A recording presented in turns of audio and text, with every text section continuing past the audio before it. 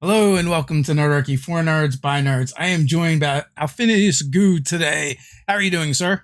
Hello, it's good to see you, Dave. Haha. It's good to be seen. I've just come into contact with you guys recently, and we were just talking a little bit about like that old school feel that you're going for with the box sets, and you've totally captured it. And I hear myself someplace, Alphinius. All right. So you're temporarily muted as you figure out how to mute the video.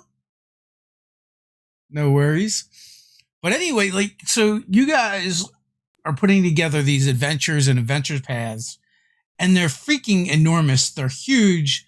And it's, one of the things we don't really see anymore is the old school box sets, right? I've heard different reasons for it. But I also miss it. Like one of the first Kickstarters I ever backed was Death and Taxes by lesser known games. Zach Laser, which is now over at Frog Eyes Games, and I think they even acquired lesser known. But because it was a box set, I was like, oh man, I haven't seen one of these in forever. So what is kind of like the origin story for Gooey Cube and Phineas Goo? All right, well, I'll do my best, Dave, and apologize for that echo. I had your YouTube watch screen up, and I forgot that I'd left it open. So we should be good now. No worries, no worries. I've done it myself many a times. Well, anyway, so we first of all, I've been playing for 40 years plus. The 1970s, the white box first, and then second edition, and then on and on, right? Lots of different game systems we've fooled around with, from GURPS and Hackmaster, and a bunch of obscure things that are out there to Pathfinder as well, right? And now fifth edition is something that I've been playing for a while now. So anyway, we about 2 years ago, we had some young people working at our advertising agency, and I was concerned that they only played video games. And so I said to these young people, because they're creative people, right? And I think the imagination is very important. And I think that you can stretch your imagination and push your imagination anyway. You can exercise it, right? So I said, well, have you all heard of Dungeons and Dragons? Would you like to come to my house and play Dungeons and Dragons, right? And they said, yeah, we've heard about it. We heard it's great, right? So they come to my house. We've got a couple of our other players that have been playing with us for a while, and this new group. And we play for a few sessions, and they get the bug, right? They get hooked, right? And then we play for some more, and then finally these young creative folks say, we need to publish your stuff, right? And I looked at them, I said, you are crazy. We have a nice little advertising company here in Colorado Springs. We're good. Let's not go crazy, right? But anyway, so the next thing you know, we were at Gen Con, and we had a phenomenal experience at Gen Con. We then nearly sold out there. We nearly sold out at Dragon Con. And what we believe is that we can help a game master to increase their productivity as a game master, to make the prepping for game far easier, while we make the games more enthralling for their players. And we do that by the box set rather than the perfect bound book. And there's a host of reasons why. There's 50, 60, 70 full color handouts and props inside of that box. There's 40, 50 non-player character portraits, which make role-playing non-player characters far easier. Every magic item is carded. We have an adventure book and a game master book, so you don't have to go flipping and flopping as you're going through trying to run a game. Full color maps. It's just a much more immersive thing than sort of this book. Yeah, so you did a sponsored video with us, and I had a lot of fun with pointing out that you guys kind of are like selling this by the pound. Yeah. 5 pounds of gaming material. That's substantial. Yeah, it's actually over 5 pounds because we ship them, right? Yeah. But the thing is, if I believe in immersive gaming, and there's lots of different ways to game, and I never want to throw shade ever on anybody's method, right? What they like, right? Because what you enjoy is what you enjoy, right? So some folks want to sit around and run, lots of combats and really, just be all about min-maxing characters and getting really strong. Other folks, they just want to have fun. They just want to run around and do goofy stuff and laugh and all that stuff. And uh, for me, though, the pinnacle of running really wonderful games is immersiveness and really feeling like the tale is deep, abiding, and enthralling, right? That's for me what a great game is. And to do that, I found that it takes an awful lot of preparation. I like to show pictures of the non-player characters that people are meeting with. I like to show pictures of the areas that they are in. I like to provide pictures of the monsters that they encounter. I like to have wonderful maps so that when you're sitting there as a player, you're like really much more there. And most of the things that are being made today don't provide that. And so that was the genesis of the box set, which really went back to the old days, which you might remember some of, Dave. You're younger than I am, but where you used to get handouts in modules. They were line art. They weren't, full color and all that stuff, but you used to get those things, right? And so that was kind of how it all ended up being £5. That'll do it every time. So, because you are an older gamer like myself. What do you know when? Sir, a grognard. We are, but in the good way. Yes, a good grognard. Hopefully, we can use our grognardness for good or evil. It's our choice. So I know, like when we first started playing the game, and when I first started playing the game, it was very different. It was tended to be more about combat, killing monsters, taking their stuff, and then gradually over time we shifted into more storytelling and role playing. Do you kind of know like when that shift happened for you? So probably in the early to mid 80s. So honestly, the group of folks, there was quite a number of us. There's probably 12, 15 of us that sort of played in different times in different groups and those kinds of things when we were kids. And then sort of as we moved into our early 20s to mid 20s, college and all that stuff, you started reading about sort of more role playing and what it meant, right? And that's kind of for me when it sort of shifted, and that was really, and we still did role play. I don't want to say I had a good group in that regard, right? But that was probably the time frame where it really began to shift for me to understanding that there is nothing more jazzy. There's nothing more for getting your energy up than mystery and tale and people, the characters experiencing these things that they don't know what's going on. And they're like, whoa, and, all that kind of stuff. Yeah. For us, I guess like there was always like tale telling and storytelling.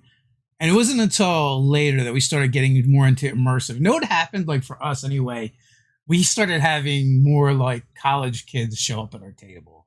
And like, so you start getting the theater kids, right? Yes. And they're like there for it.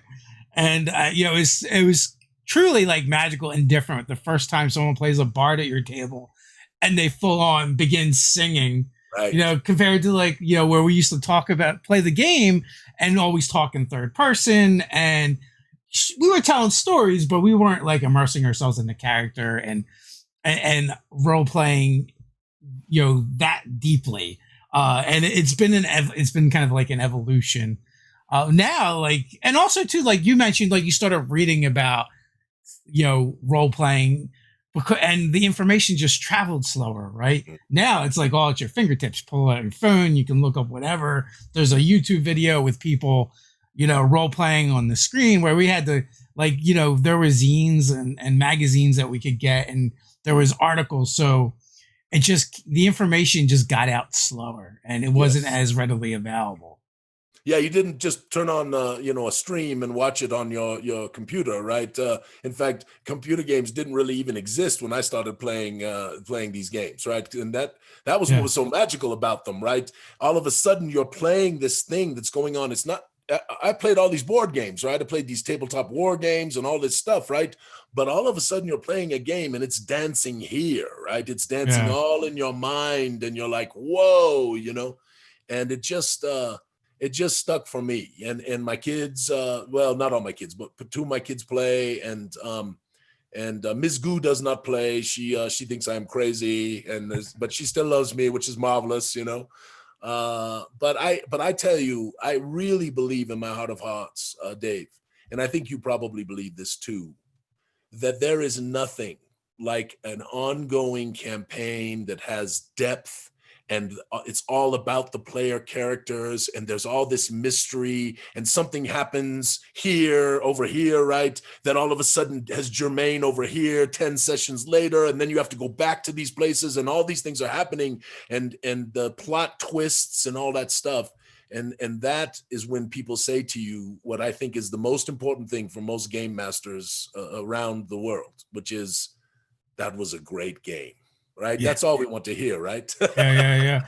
No, that's the truth. Like, it's, you know, those magical experiences that we create in those bonds. And you know, and also just like this game has created long life friendships for me that like nothing else that I've done has, right? So there's that part of it as well. So are you more of a homebrew, or do you like using you know, pre-written adventures?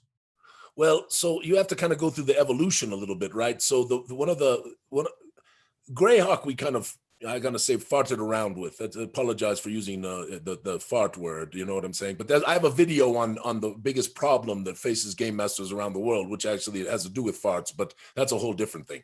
Anyway, you have to go to Waterdeep in the North, and Waterdeep in the North with this magazette, right, that came out from probably, I don't know, 1982, 1983, something like that, from TSR.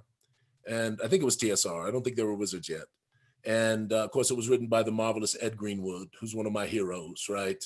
And it began to change the whole flavor of everything that we did. And now I homebrew a lot, okay? So even if I take stuff, right, I'm taking stuff from different places and then I'm putting my own spin on it, like a lot of us do, right? And that began to set the seeds of the world of Xayathay. And so Xayathay, which is the world that Gooey Cube makes, is definitely a lot of homebrew from stuff that I had done. But also, this is something I don't even know if I told you about it, Dave, and you might not even know, but Xayathay is a truly collaborative world. So we have a community of somewhere around 500 people already that can make submissions and have those put into the Weirded World and actually published as canon. And our first time this has been done is actually coming out very soon here after the Kickstarter is over, which is the West Verdestia supplement, and which is called the Cyclopedia Xayathica Westverd. And in there are probably, I don't know, 60 some submissions from our friends and fans. And we have continued on this way. We have monster submissions, we have spells and magic items, and actually locations for our marvelous city of Darkenhaven, as well as for the big port that is underneath it, is called the Gloom Port. And we've gotten probably 200 and something submissions of locations for there. So what we're doing is trying to create Xayathay as not just a world that Alphinius and a couple of people make. It's a place where, you know, lots of people can participate. In fact, I really want to figure out like Nerdarchus, you know, and who Nerdarchus is, and where the location is in Darkenhaven. And we got to put a little shop in there that gives a little nod to you crazy Nerdarchy people. I believe, you know, we are dwarves, and we have been immortalized as dwarving Arknight minis. Yes. The flat plastic minis. I did not know that. That's marvelous. Well, we'll have to see if we can immortalize you in the world of Xayathay as well. So we'll have a chat about that after this interview. Yeah, I have I probably have a few of them around here somewheres.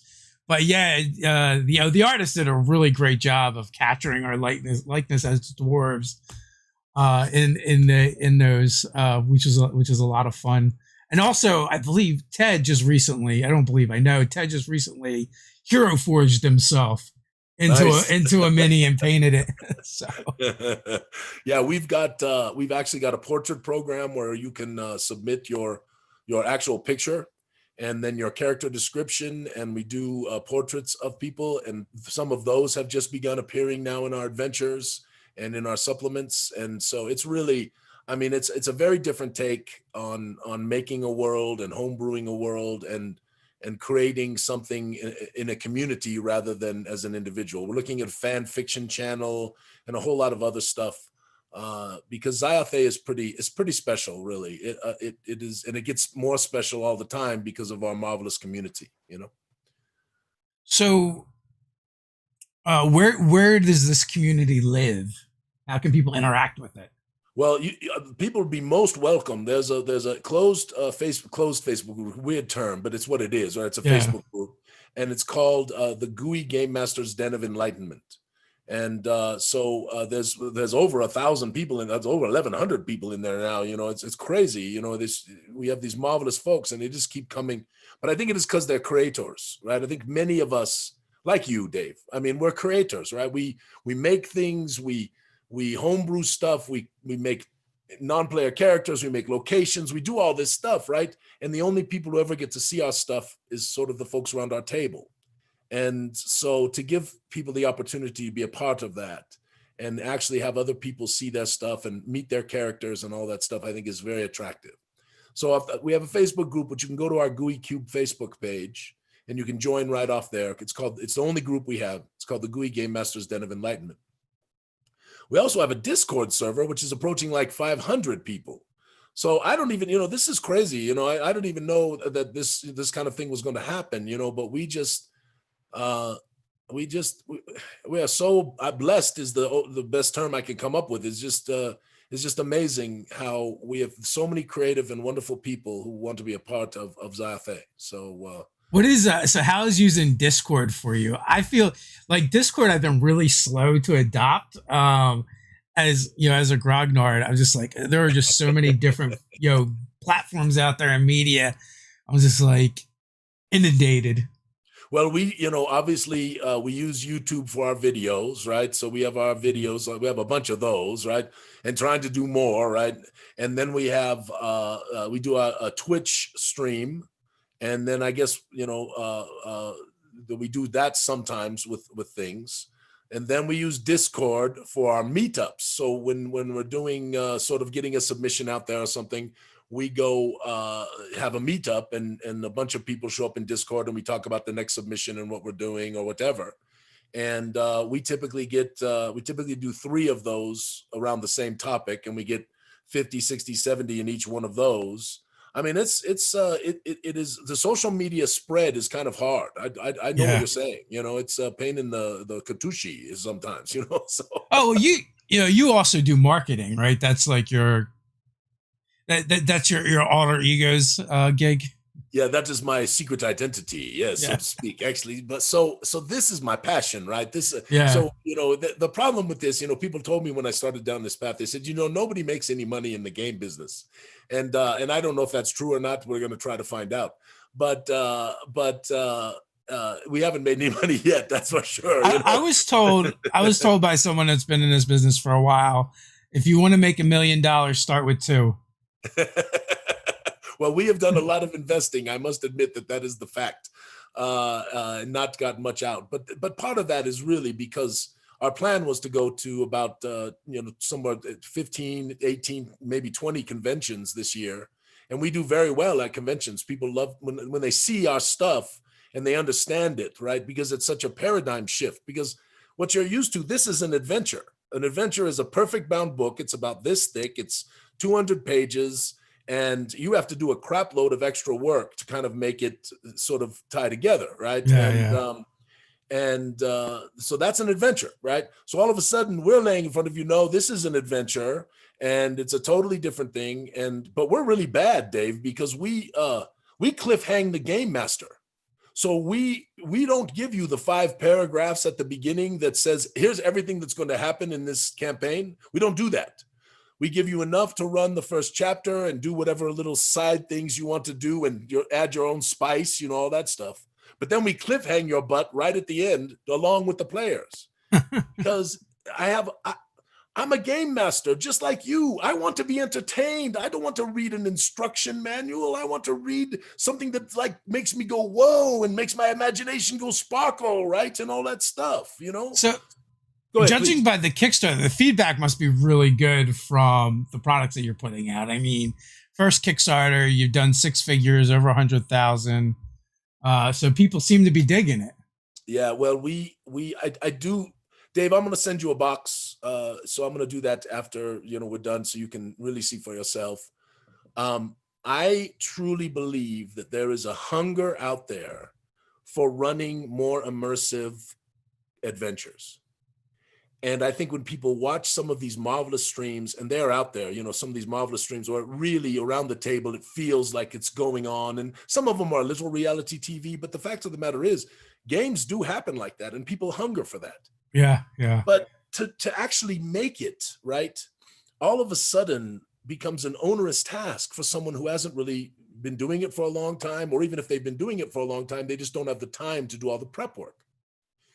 And I think what is going on is we have an amazingly dedicated and wonderful community. And I think that what is happening, and I'm getting these emails all the time, and the emails say, listen, Alphinius, I want to tell you something. I've been game mastering for 20 years. I'm playing with a group that's been playing for 20 years, and they're telling me right now that The Darkest Dream is one of the best games they've ever played. Or we just finished chapter 2, The Foulest of Spirits, and my players are blown away. Or what happens at the end of chapter 3, which I get hate mail for, right? Because the plot twist is so aggressive, right? I got a hate mail that says, I hate you. I can't believe what you did, blah, blah, blah, blah, blah. I love it. Yeah. That is awesome to hear. And so it's really cool to like run a game, have your players say how great your game is, but to actually put things out into the world and be like, hey, I was able to take your ideas and your stuff and use it in my game. And, my players are like loving me for it. Yeah. I think, again, we are busy people, right? We have jobs, we have lives, we have all that stuff. And to spend the hours and hours that it takes to really put an adventure together with all the extra accoutrements that help make it more immersive, right? Because, like, for example, some people don't even know this, but I've known this for many years. If you take a portrait of a character that you want your players to interact with, and you want to try to do voice work, right? You can only have a few voices, but name them. So now you put on the back of that portrait, this is Worf, right? Right? This is Worf. Captain, right? This is Worf, right? Or Peter. Well, now, how are you doing, right? So you put the voice on the back so you're reminded of it. And then you can take little notes on the back of that portrait. So you never have to go back and dig into a book or anything like that if something is going on. So role-playing the character is easier. Remembering what's going on with the character is easier, which makes for better game master experience and also makes for a better player experience. And that's why I'm so big on non-player character portraits, because they change the entire dynamic of role-play and make it so much easier on the game master. Likewise, in this modern day world where people are used to playing these computer games and all this stuff, a picture really is worth 1,000 words. And you combine a wonderful image with a wonderful description, and all of a sudden the players are really there. So that, this is just some of the little things that we believe and kind of translate into our stuff. And I think that's why we're getting such a good response. Yeah, I mean, that really is fantastic. Joe has a question, and he wants to know if you have any sample content. Yes, you can actually go to the Kickstarter, and there are 4 free downloads on there. One is our philosophy and house rules. One is, there are 2 classes, the Agent of Jinx and the Spell Dancer, which are new classes that we created. And then there is a player's primer for the what do you call it? The world, right? It kind of gives a player's overview of the world. And then I'm not sure, there might be a 5th one there too, which is a little module which takes place between chapter 1 and chapter 2, which is called Dark Tide's Night, which has a haunted treehouse and an evil teddy bear. It's marvelous, it's just fantastic. So, yeah, in fact, I'm going crazy right now because we just broke that $100,000 goal. And people go to you, they go, "Oh my God, we're going backwards," right? Because sometimes people cancel pledges. So we went up. We're almost at 102,000. Now we're like at 101,000. But it's just the way it goes. but we broke it, and I'm doing it. So I have this this module that I'm going to try to get done here right about the end of the Kickstarter. That's a little adventure called A Strangely Gooey Holiday, and basically it's an adventure in Alphinius Goo's basement, because Alphinius Goo is a character in the world of Xyothay. And he wants you to go down into his basement and get the Christmas decorations. Well, excuse me, not Christmas. It's called Winter's Dance. Get the Winter's Dance decorations for him, because they're kind of a problem. Yeah, I can attest to, if you watch the Kickstarter too closely, you absolutely see it roll back and roll back up. The number of times I've seen the same person back, Yes. and then delete their pledge like 2, 3, 4 times. It's like, sometimes it's like, are you like debating whether you should spend your rent money or something? Like, what's going on over here? Yes, absolutely. Well, we also, our community's been so supportive of us, Dave. But I also, it's tough times right now for a lot of people. It is. And I've been very, very much in front of this, telling people, do not back us, and if it puts any stress or strain upon you, right? We're going to be fine. This is so helpful to us after a tough year, but many people have had tough years. And so, this is kind of what you do, right? You kind of pull together, and that's, it's kind of what we're supposed to do in times of crisis. So I do like that we have a marvelous gamer community that is, that does feel like they're trying to help and do a lot of nice things. And you all do great stuff at Nerdarchy. I appreciate you more than you know. All the things that you do is fantastic. Things you support, things you shout out for, things that you talk about is wonderful. Well, thank you. We appreciate it. I mean, we just love, we love the hobby. That's why we got into this. We started Nerdarchy. I mean, we started Nerdarchy as a business, but it was like, we wanted to have a business doing something we like doing, right? And yes. It was weird when we first started, because the room in the, we took the temperature of the room, and it was not good for that mentality at all. People had very strong opinions about whether or not you should do this hobby and make money doing it. So it was weird coming in, but you know what? If you're going to do something, you might as well do something you love. You can go work a soul-sucking job anytime. Absolutely. Yeah. And for me, this has been a tremendous amount of extra work, right? Because I've still got to do the day job and take care of all the stuff that we're doing for our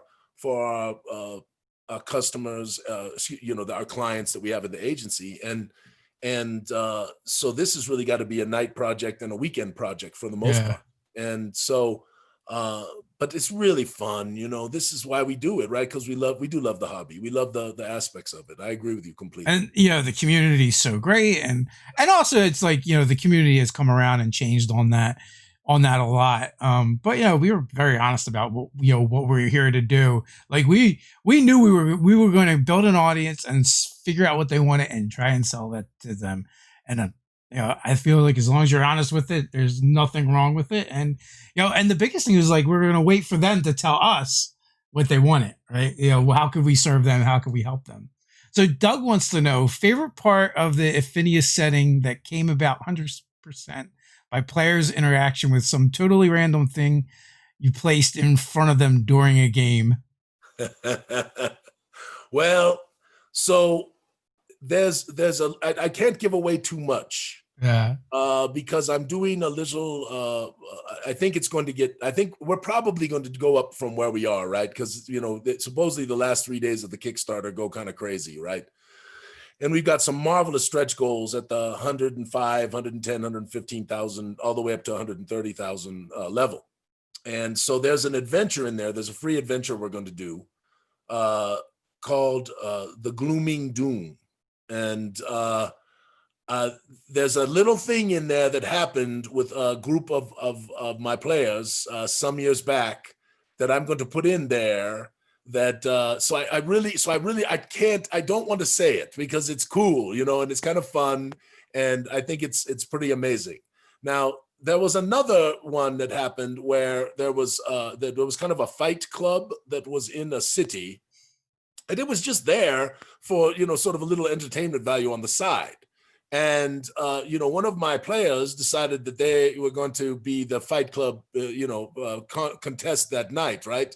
And so got in there and really got the snot beat out of them, right? Just got the snot beat out of them. So then the other character, who was not really burly like that, any of that kind of thing, decided that, I don't think it was a mage. I want to say, I can't remember. I think it was a mage rogue combo. Not really exceptional strength or anything like that. Decides that character is going to get in there, right? And so that character gets in there and just rolls like crazy and beats the snot out of this super big, ugly, half ogre, thing, right? So all of a sudden, the Fight Club thing becomes sort of a thing, and we're doing the Fight Club for like 5 sessions in a row. You know what I'm saying? Yeah. So I'm like, that was kind of weird, but that's not what happens in the Glooming Doom, which is another thing. But that's just one of the things that happens, right? And we all know how it goes, right? So that was kind of fun. You never know what they're going to latch on to. Correct. And sometimes it's the weirdest thing. There's so many memes made about that, and with good reason, because it's like you throw in something as a throwaway, and then the next thing you know, they won't let it go. They're like a dog with a bone. Right. Yeah, I mean, for Kickstarters, they say you get a third in the first 48, a third in the middle, and a third in the last 48.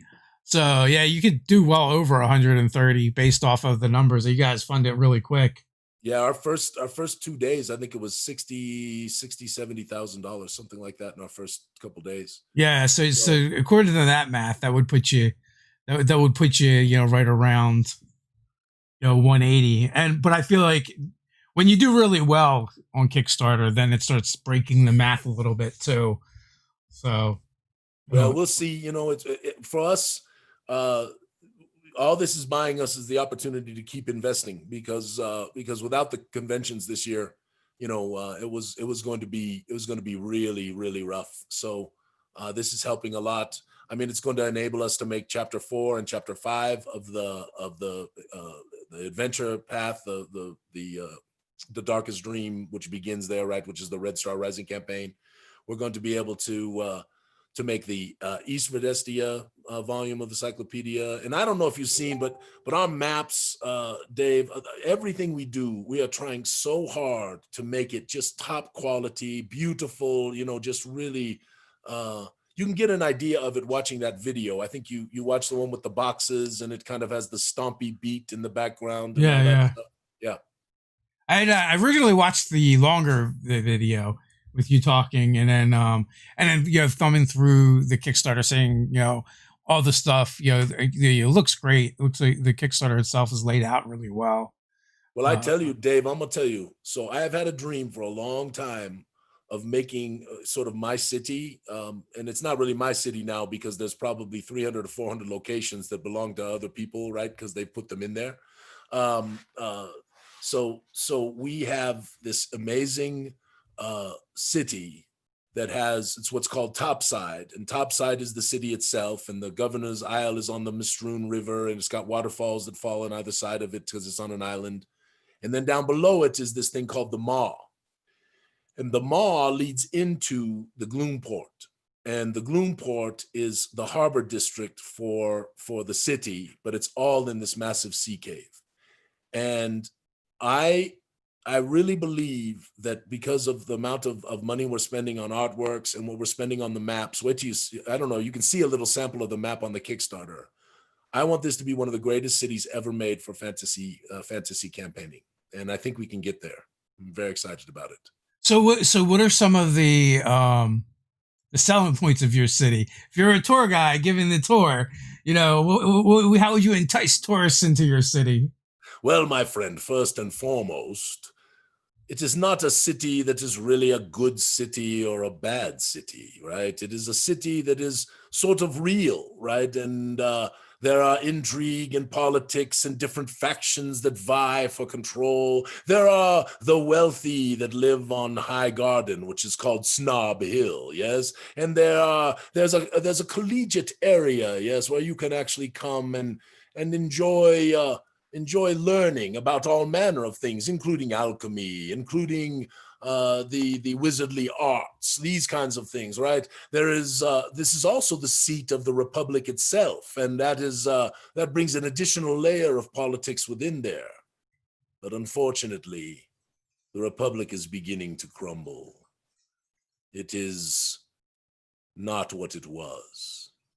And that, of course, brings all manner of problem and intrigue and issues. There's organized crime factions and differing groups that are trying to control things, if you will. And of course, there are a number of entrances that lead to the Zion Dune, which is the Underdelve, and many nefarious plots afoot. So if you're an adventurer, that's why you need to come to the city. If you're not an adventurer, there's some great restaurants.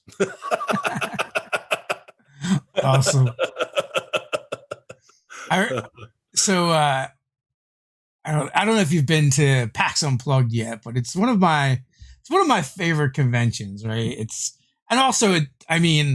really local for us. Like, we live in South Jersey. It's in Philadelphia. It's fairly close. It's a stone throw away. And, well, I like to eat, right? You mentioned restaurants. That's why it's one of my favorite, because Philly has some of the best restaurants. And it's like, you could eat like at a dive place real cheap, or you can go to like a super fancy restaurant, and it's all like super close. Yeah. Well, so we went to PAX South. It was marvelous. People loved our stuff. And even though it was sort of a video game place, right, we got a lot of folks that enjoyed what we were bringing. But PAX Unplugged, we really want to go to. And so we're battling to see what happens, hopefully, a little, what do you call it? Inoculation. Yes. And a little bit of remove curse.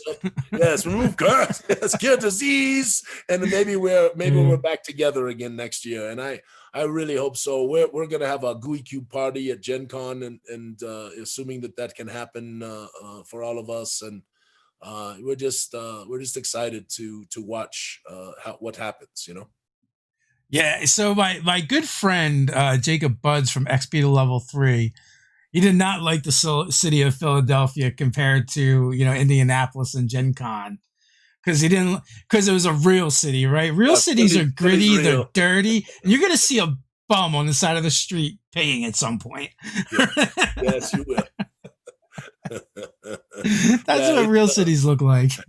Yeah, because Indianapolis is very small, comparatively, right? And we come from California. We were in the Bay Area, and of course San Francisco, and which is marvelous. It's beautiful and marvelous, but it also has it just is what it is. It's just, they're so big and there's so much population.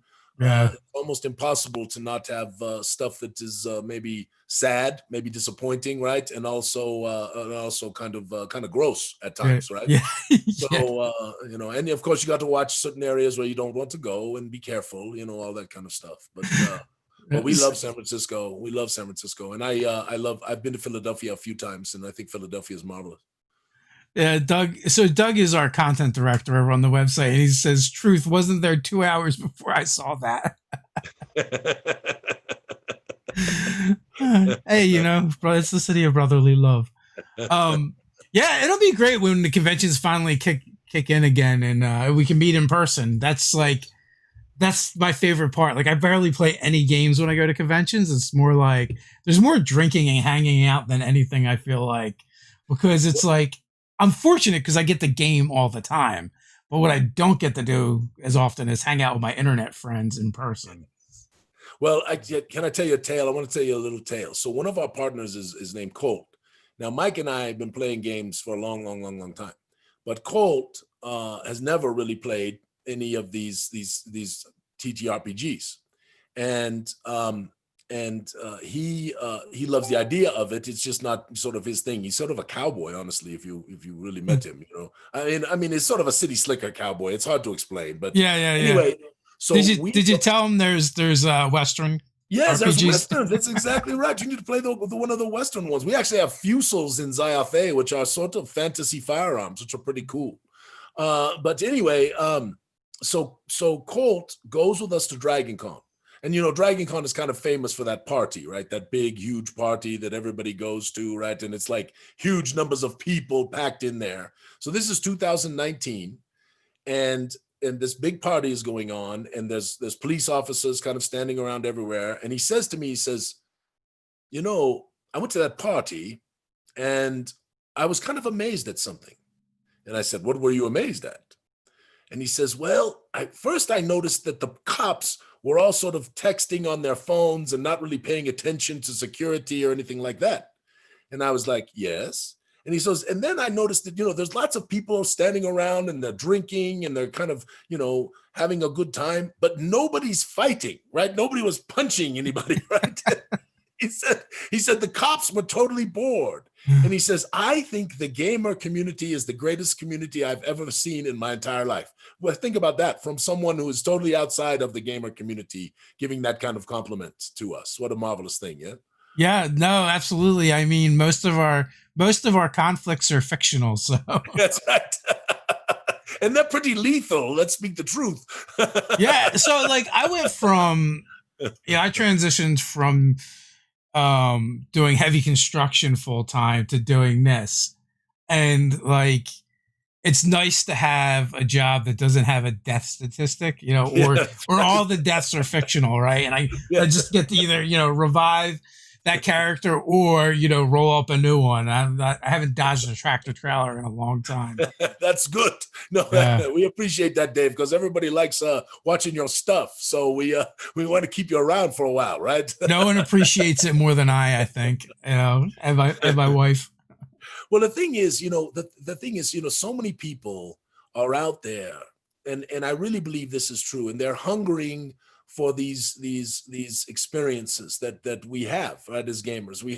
They hunger for being able to sit around with a group of friends and really visit another world, right? To go to another place, to experience, this drama, right? This intensity, right? This, sometimes even fear, right? That can, I remember I've gotten people to jump at the table before, right? With the right timing of certain things and all that stuff, right? And I've had tears, right? And can I say a semi bad word, right? Can I say go knock yourself out. You're winning when one of your best friends of many years takes his dice, throws them in your face and says, you're an asshole, dude. You're an asshole.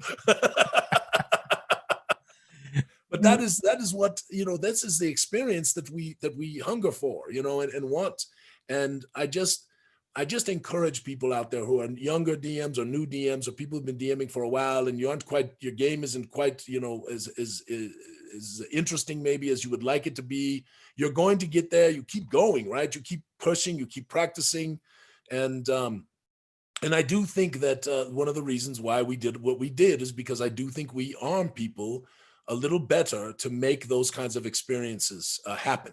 And that's why, I do think that's why we're popular. And I do think that's why we're growing the way we are, Dave, because how wonderful it is to sit down at a table and play for 5 or 6 hours. And you shut the book at the end of the 6th hour and you say, that's it for tonight. And people are like, no, we want to keep going, right? Yeah. That is the beauty of this hobby. I mean, I can't do it. I can't do it the way I used to do when I was younger. But we used to people would start showing up around 3-4 o'clock in the afternoon. We would play until the sun came up. Yeah. And obviously now I'm old, but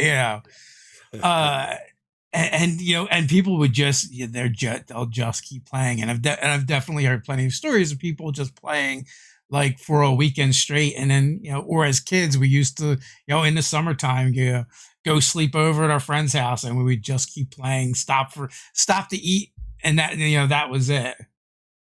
I tell you, we had a long run of games where we did exactly what you did, and then we sort of pulled back and started quitting around midnight, right? Yeah. And now they still show up about 1-2 o'clock, and we have a meal together, but typically 10-11 o'clock is about as far as we can go, because as a game master you kind of wear down a little bit on that, so it's just the way it is, it's just the way it is. So for me,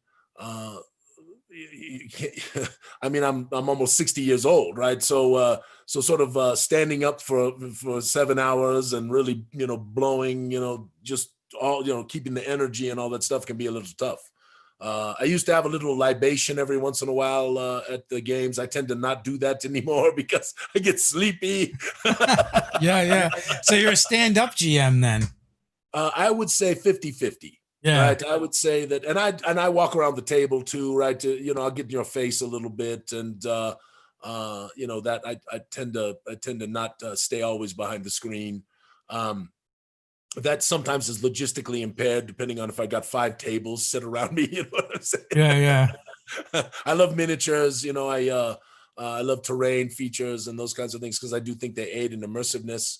But I don't build them ahead of time. I actually allow my players, because I want the players to be as engaged as possible. And so I put the map out in front of them. And that's another thing that we do at Gooey Cube.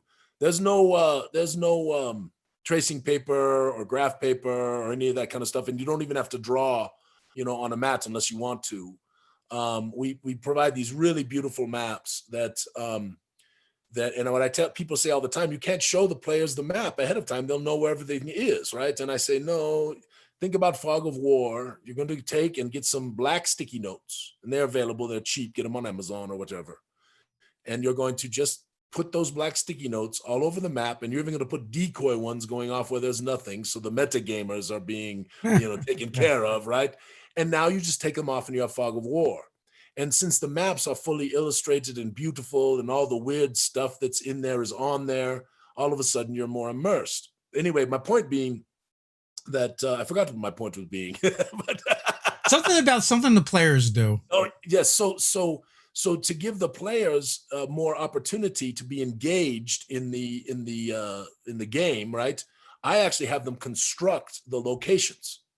So 2 or 3 players around the table are sort of in charge. There's a scribe who's in charge of taking notes, and there's a financier whose job is to keep track of all the party money, right? Because money can be very complicated. And then there's the constructors. And so they set the whole stage, and that keeps everybody really active and involved, and really stops dice towers and on people on their phones and the worst, right? When somebody's like this on your table, right?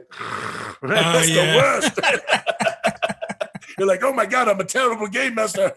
I've had players fall asleep. I'm like, thanks, man. Thanks.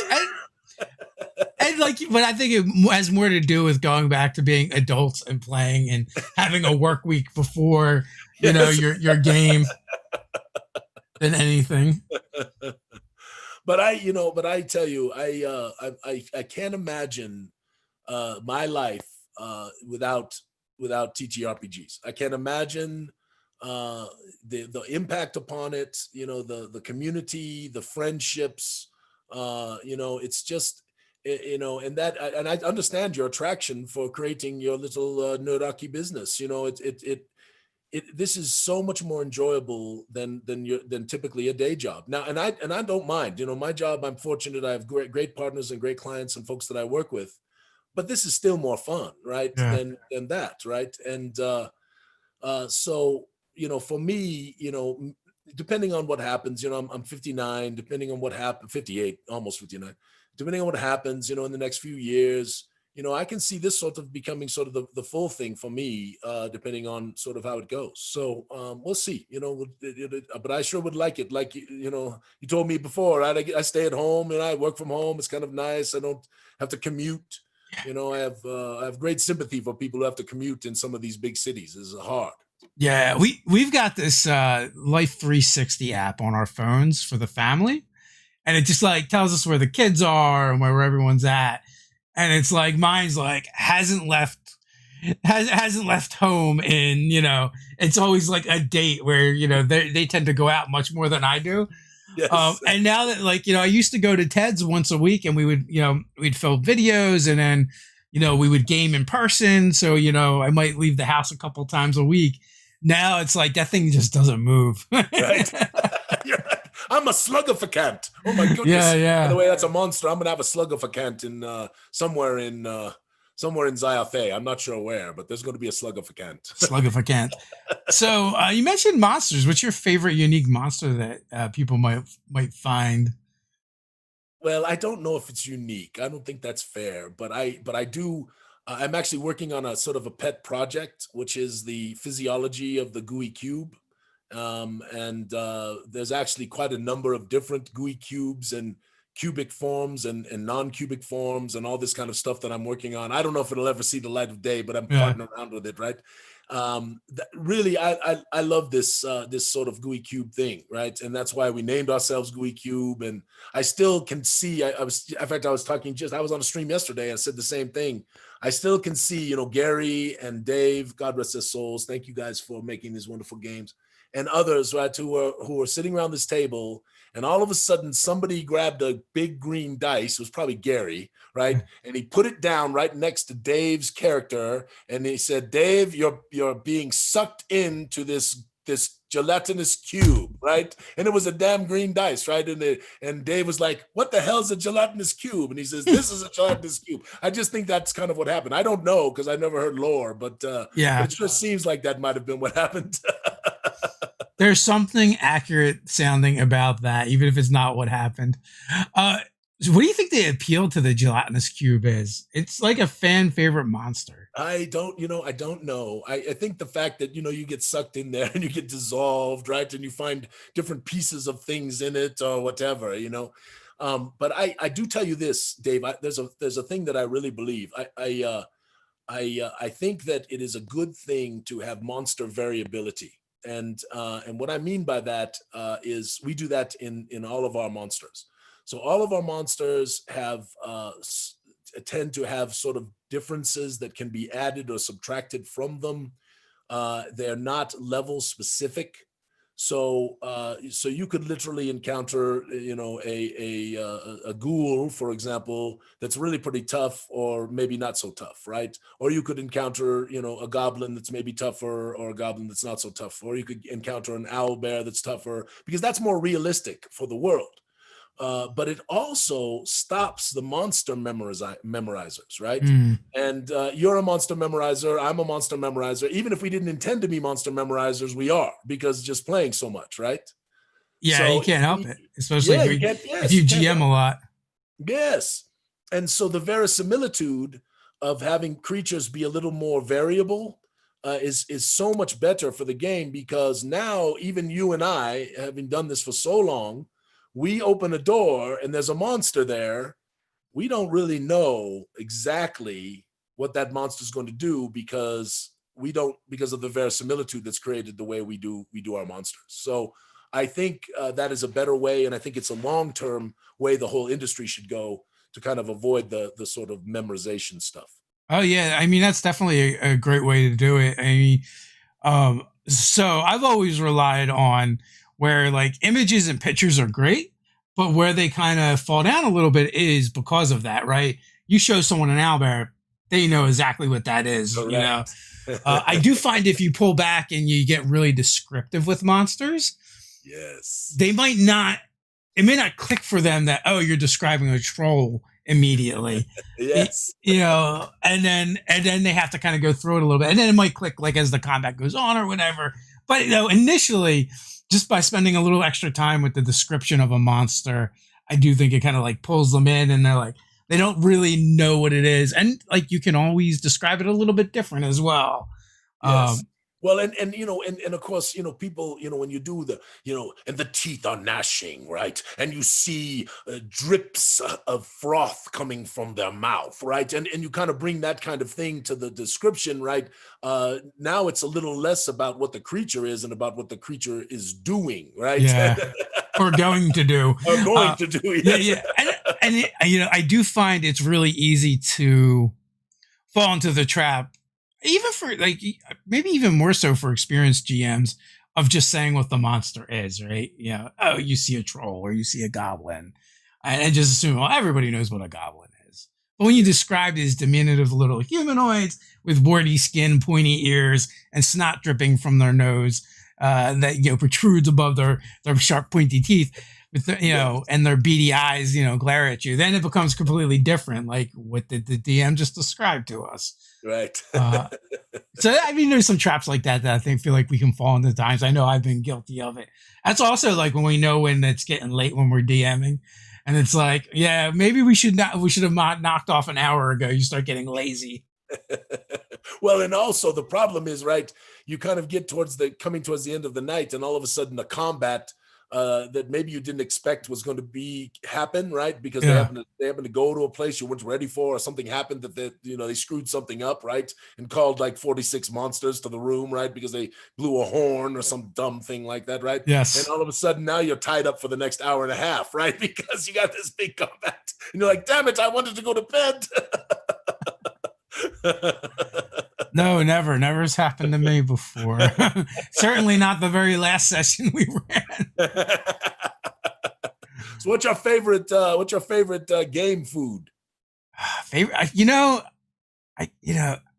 don't know if it's a favorite or if it's just because it's what we always do, but like our tradition is ordering a bunch of pizzas before we start gaming, and people chow down beforehand and kind of BS and get caught up on the week, and before getting into the game. So I don't. It's like that's the part of the game that's not even about the game. It's just like the game is this thing that we do when we get together and gather socially, which, with us being so connected through the internet, so we lose a little bit of that, right? That social interaction in person. And that's like you talked about it earlier a little bit, like the hunger for a game like this or an experience like this, because it does bring back that live aspect where we're doing things together, as people, as a community. And, as great as the hobby and the game is, it's just cool to like hang out with your friends on a regular basis. And, and it's the thing that we do. Cause like for me, gaming has shifted over the years back and forth, where sometimes it wasn't really about the game at all. It was just more of an excuse just to get together with my friends. And the game would just be something that would happen while we did that. Yeah, no, you're right. But the thing is, some people go to bars, right, and sit around with their friends at bars and have drinks, and other people, sit around a movie, right, or something like that, and other people just get together at the house and drink wine and eat snacks and sort of gab, right? Yeah. For us, we get together and roll dice and have combats with creatures and have our bards try to seduce the gelatinous cube. And as you get older, you become adults. It's great. Like your significant other doesn't really have to worry about what you're doing or where you're at. You're not at the bar. You're not doing things you shouldn't be doing. You're just throwing funny shaped dice and playing make believe. I remember, one of my friends, was about to get married and had been in the kind of long-term relationship, and his fiance had come to the game to check it out. And I was like, she just came to see what you're doing. She's right. That's what she really like. She didn't care about the game. She's like, oh, he's definitely not doing anything I don't want him to do. Nothing you got to be worrying about, that for sure. Yeah. Yeah. No, and it's such a joy, because we do have this opportunity to spend time with people that we care about and enjoy their company and to actually, for me, I like the activity, right? I don't, I don't mind sitting around talking about a basketball game or sort of the weather or whatever sort of people want to talk about. But to sit around and have an activity like this and have all, because there's so much humor and there's so much intensity, right? And people, are like the emotions of the mystery, right? What's going on, all that stuff is happening, and all of the folks that are sitting around, and that activity really facilitates conversation. We actually have a tradition at our place where a lot of times we will begin our session where we're literally sitting down outside, having smoking a pipe, or not that kind of pipe. I know it's Colorado, but just a regular old pipe. So sitting around smoking a pipe and having a role play session, right? And it's just incredibly enjoyable. So I agree with you. It's the social aspect of it is just so marvelous. Yeah, and even more so for kids today, like the pandemic has like affected my son not at all. Literally, the only place he hangs out with his friends are online, right? And it was very bizarre for me raising kids where they just wouldn't go out that much. My daughter more so; she's a lot more social, but not so much with my son. He was more of a homebody, except for when he started getting into sports and in high school. but like compared to growing up as a kid where you know, like my mom would be like, go out and play, and you're literally like physically being shoved out the door and you hear the lock click behind you, and your parents are like, we'll call you when we want you to come home. Right. Well, the thing is that one of the things I think the game has had such a resurgence is because of the social interaction. Because people are used to being all online all the time and all that Yeah. stuff and doing exactly what your son is doing. And all of a sudden, these young people have these experiences and they're like, whoa, we sit around the table, right? Not around a computer, right? And I do believe that hungering for more visceral experiences is feeding this a little bit. Yeah, I mean, and it's good that they, that this can like bring people together in that capacity. Mm-hmm. So we are up on the hour mark. Final thoughts before we head on out? No, this was incredibly marvelous, and I so enjoyed you, Dave. Thank you for this wonderful conversation. I hope we gave some entertainment value to your audiences, and I would appreciate any backing on the Kickstarter. I do believe in my heart of hearts that if you want to run amazing adventures or you want to be part of an incredible world, what we're doing is wonderful, and so I would appreciate folks looking at that and backing us, and let's see where we go. Yeah, as always, folks, in the description you can find links to check out Gooey Cube and Alphinius Goo. Look at the Kickstarter, and after this isn't live anymore, it'll be in the pinned comment. So until next time, stay nerdy.